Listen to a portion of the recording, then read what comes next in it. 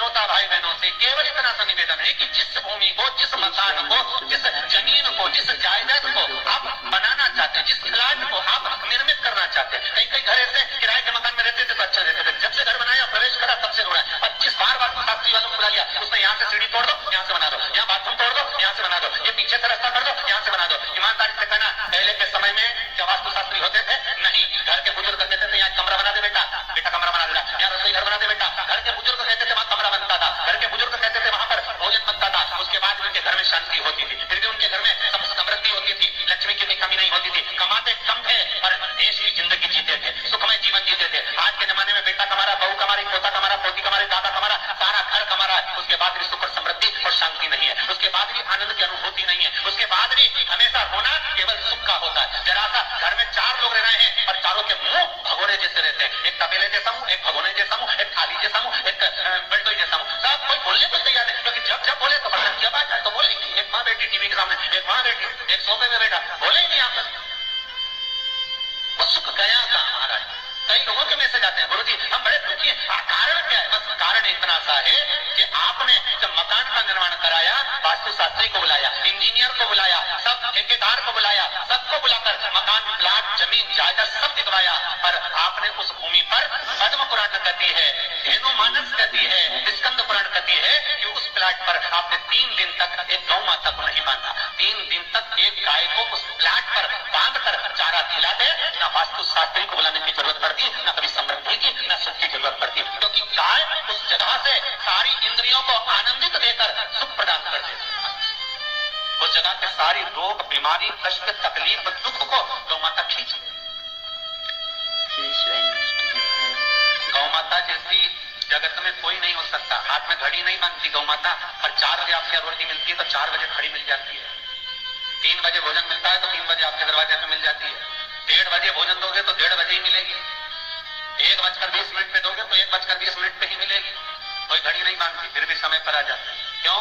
क्योंकि भगवान ने उसको ऐसा बनाया है, 33 कोटि देवताओं ने उसमें ऐसा विराजमान कर दिया है कि जगत का वो कल्याण कर सकती है। उसका एक एक अंश जीव का कल्याण करने वाला, एक एक अंश जगत का उद्धार करने वाला।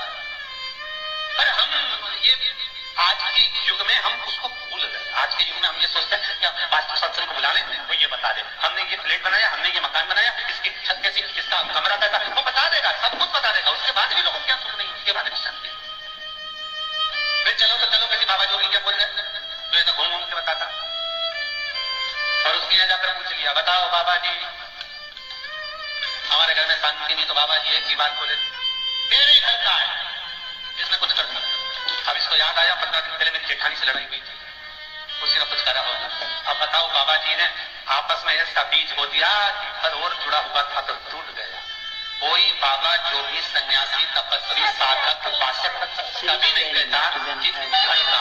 हमेशा याद रखो, संसार में किसी की सामर्थ्यता नहीं है कि कोई आपका पूरा कर दे, किसी की सामर्थ्यता नहीं।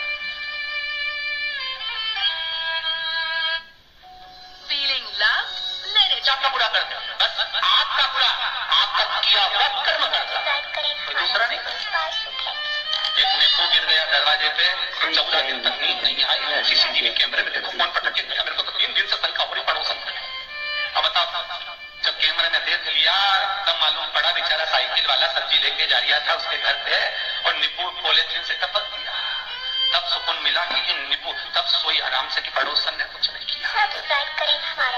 ना जाने कौन ने कौन सा टोना मार दिया। केवल एक दीवार ऐसी होती है जहां पर हनुमान जी का चित्र लगाया जाता है। चाहे कोई पर्वत उठाने वाला चित्र लगाओ हनुमान जी का, चाहे बैठे हुए लगाओ, चाहे रामायण पढ़ने वाला लगाओ, चाहे लंका दहन करने वाला लगाओ, चाहे राम नाम जपने वाला लगाओ, चाहे लक्ष्मण को संजीवनी देने वाला लगाओ, चाहे मौन मुद्रा में लगा दो, चाहे स्तुति में लगा दो, चाहे भजन में लगा दो। हनुमान जी का कोई भी चित्र लगता है तो ना पूरब में लगेगा, ना पश्चिम में लगेगा, ना दक्षिण में लगेगा। हनुमान जी का अगर चित्र लगता है तो उत्तर की दीवार में दक्षिण को देखते हुए लगता है। केवल एक ही स्थान।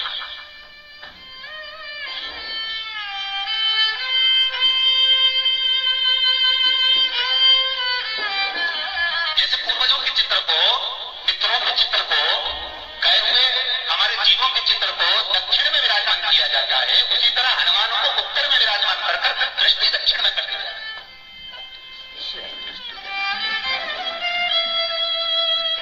जी के जितने फोटो होते हैं उसको केवल दक्षिण दिशा में लगाओ और उत्तर दिशा में लगाओ, बिठा देते हैं और दक्षिण की ओर उनकी दृष्टि होना चाहिए, दक्षिण की ओर उनका मुख होना चाहिए। क्यों महाराज? अगर व्यक्ति के जीवन में कोई बीमारी आने वाली है, व्यक्ति के जीवन में कोई रोग आने वाला है, व्यक्ति के जीवन में अगर कोई कष्ट आने वाला है, व्यक्ति के जीवन में अगर कोई परेशानी आने वाली है, व्यक्ति के जीवन में करता है वो दिशा दक्षिण से ही बनता है।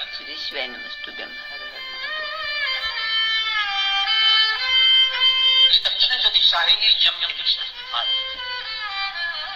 यहाँ संपूर्ण परिवार के साथ यमराज अपने आनंद में निवास करता है। और जब हमारे घर में, हम ये नहीं करें कि आप हनुमान जी का फोटो लगाओ, हम ये भी नहीं करें, आपके घर में हो और आपने अगर विराजमान कर हमारा तो निवेदन रहेगा, अभी तक आपने अगर जैसा रखा पर एक बार दिशा बदल कर देखना कि रोग, बीमारी, कष्ट, दुख, तकलीफ में आपको लाभ मिला कि ना। हनुमान जी ने केवल दक्षिण दिशा की ओर अगर मुख करके हमने विराजमान कर दिया, फोटो ही विराज किया। हम ये नहीं कहेंगे आपसे कि आप बाजार से फोटो खरीद के लाओ फिर लगाओ, नहीं, आपके घर में हो तो आप लगा, आपके घर में हो। महाराज कि शंकर भगवान के ऊपर जो जल चढ़ाया जाता है उसकी जलाधारी उत्तर में जाता है। कई लोगों को तो आज भी तुलसी उतारना पड़ रही है।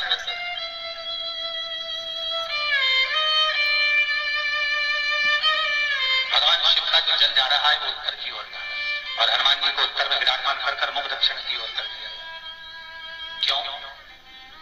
प्रबल दिशाओं में उत्तर और दक्षिण, अगर इन दिशाओं को साधने वाला है तो केवल एक देव महादेव ही हो सकता है। काल का हरण करने वाला वो महाकाल ही हो सकता है। शंकर का ही एक अवतार है हनुमान जी महाराज, रुद्र अवतार। हनुमान जी से कहा दक्षिण की ओर दिशा पर संभालिए, शिव जी कहते हैं मेरा जल उत्तर की ओर जाएगा तो इस दिशा को मैं संभाल, चिंता न करो। बताओ लड़की का विवाह नहीं हो रहा, 30 साल हो गए, 32 साल हो गए, 34 साल हो गए, लड़का लड़की का विवाह ही नहीं हो रहा, बहुत टेंशन है माता। कोई मंगली है, कोई मां, बहुत प्रयास कर, 4 दिशा का स्मरण करिए, पूर्व पश्चिम उत्तर दक्षिण। हथेली पर आटे का दीप लगाइए, घी भर लीजिए और 4 बत्ती उसमें अलग अलग रख लीजिए, किसी के हाथ में देना है। जिस दिन देवता उठेंगे, जिस जगह पर तुलसी शालिग्राम का आप पूजन करते हो, गन्ने के नीचे, ईख के नीचे तुलसी का प्यारा रखकर पूजन करते हो, वहां पर भगवान शिव और भगवान नारायण का नाम लेकर उस दिए को दबा दीजिए और वहीं पर हल्दी का तिलक उस लड़का या लड़की का कर दीजिए और उसके हाथ में थोड़ी सी हल्दी लगा दीजिए। श्री शिवाय नमस्तुभ्यम। हर हर महादेव। पूज्य प्रदीप मिश्रा जी ने आज कथा में बहुत अच्छे और अचूक उपाय बताए हैं। पूज्य प्रदीप मिश्रा जी ने पहला उपाय बताया है कि अगर हम कोई मकान बनाते हैं तो उसकी नींव धरने से पहले 3 दिन वहां पर गौ माता को बांध देना चाहिए और हरा चारा खिलाना चाहिए। ऐसा करने से हमारे सभी वास्तु दोष खत्म हो जाते हैं। और आजकल है कि हम वास्तु दोष शास्त्री को बुलाते हैं, उसके अनुसार मकान बनाते हैं, फिर भी कोई ना कोई दिक्कत बनी रहती है। पूज्य प्रदीप मिश्रा जी ने दूसरा उपाय बताया है कि अगर किसी लड़के या लड़की की शादी नहीं हो रही है तो उसके लिए हमें एक चौमुखी दीपक लेना है, उसमें 4 बाती लगानी है और उस हाथ पर रखकर उसे और हल्दी का टीका उस लड़के या लड़की को लगा देना है। और जहाँ पर तुलसी और शीलग्राम का विवाह होता है एकादशी के दिन, देवउठनी ग्यारस के दिन, उस दिन हमें ये उपाय करना है तो 2.5 महीने के अंदर ही रिश्ता पक्का हो जाएगा। अगर आप भी पूज्य प्रदीप मिश्रा जी के उपाय करना चाहते हैं और आपको अच्छे लगते हैं तो उसके लिए पहले मेरे चैनल को लाइक, कमेंट और शेयर जरूर करिएगा। मेरा चैनल है धार्मिक